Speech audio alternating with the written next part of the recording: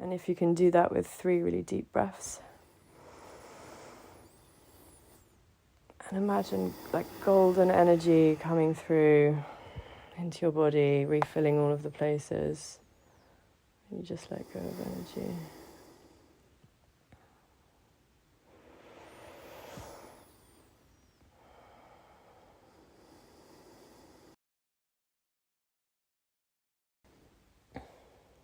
Okay, so we were talking about rafoogari yesterday. And I was thinking today, like, what if the fabric, imagining like rafoogari is the repair and mending of fabric. What if the fabric of the universe is broken? Right? And how would you, knowing what you know, like how would you repair it or encourage other people to repair it? It's like looking over at my bookshelves. What do we got? I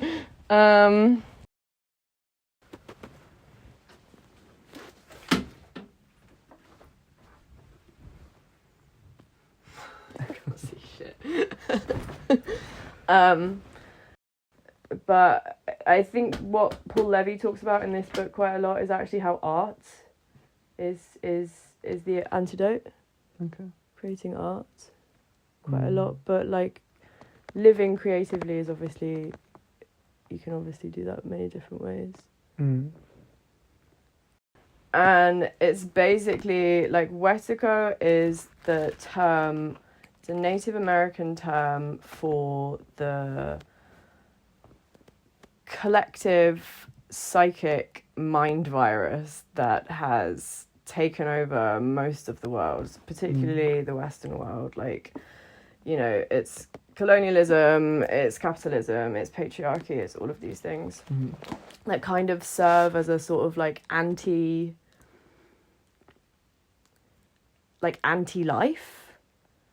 Like it's almost like a void, you know, it's the person that just like will stop at nothing to make more money, even if it means killing however many people and exploiting however many people and literally depleting the world's resources. Like they have this unfillable void within.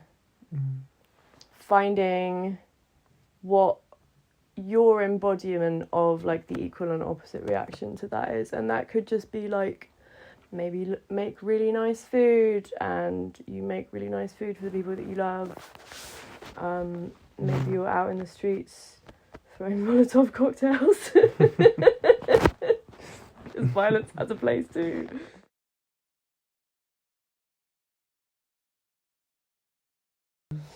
You know, I read this really interesting thing on Substack after you told me about Bigfoot teleporting.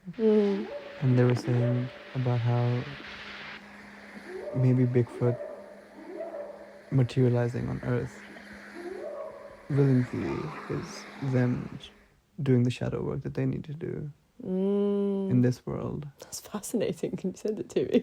Yeah.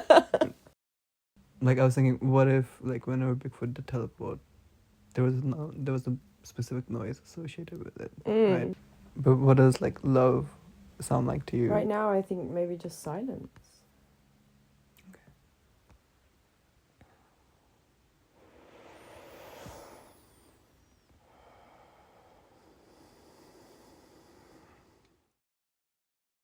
Nowadays, I think of love as a force of destruction, like giving us the power to destroy, rather than like having to create things. And so like what I said in the morning was like, yeah, I think of love and I imagine like an avalanche. Yeah. Something that completely obliterates and changes things. Reset. A reset. Do you want to come back to this one? Yeah, please.